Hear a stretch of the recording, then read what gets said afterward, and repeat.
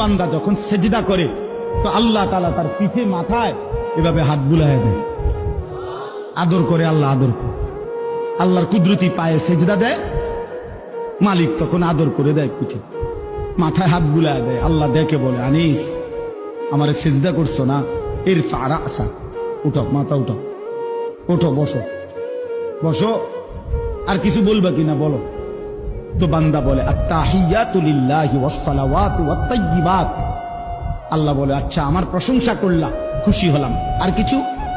আল্লাহুম্মা সাল্লি আলা মুহাম্মদ ওয়া আলা আলি মুহাম্মদ। ও মাশাআল্লাহ, আমার বন্ধুর প্রশংসা করলা, দুরূদ পড়লা, আমি এত খুশি হলাম, এখন কিছু আর বলবা? তো বান্দা বলে, আল্লাহ সেজদা দিয়ে আপনার কাছে আসলাম, আপনার প্রশংসা করলাম, আপনার বন্ধুর দুরূদ পড়লাম, একটা উদ্দেশ্য আছে, মাকসাদ আছে। কি মাকসাদ, কি উদ্দেশ্য? আল্লাহুম্মা ইন্নী যালামতু নাফসি যুলমান কাসীরা। আয় মাওলা, আমি বড় নাফরমান মাওলা, আমার গুনাহ অনেক বেশি মাওলা, আর আমি জানি ওয়ালা ইয়াগফিরুয যুনুবা ইল্লা আনতা, আপনি ছাড়া আর মাফ করার কেউ নাই। এই জন্য আপনার এত কাছে আসলাম, আপনার স্পর্শ পেলাম, আপনার বড় আকরাব ঘনিষ্ঠ হলাম।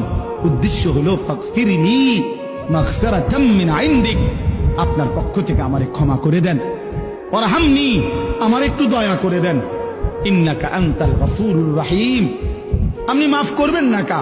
আপনি তো ক্ষমাশীল, আপনি দয়া করবেন না কেন? আপনি তো রহিম, দয়াবান। আল্লাহ বলে, কস কি রে বান্দা, এত আদর করে বললে মাফ না করি কেন? হ্যাঁ, কি কইছেন এখন? আল্লাহু আকবার।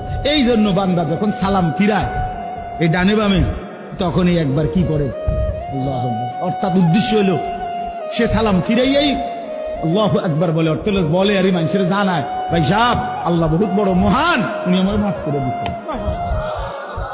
আল্লাহু আকবার। এই জন্য আপনারাই তো কইয়া উঠলেন আল্লাহু আকবার, নিজে নিজে। আল্লাহু আকবার।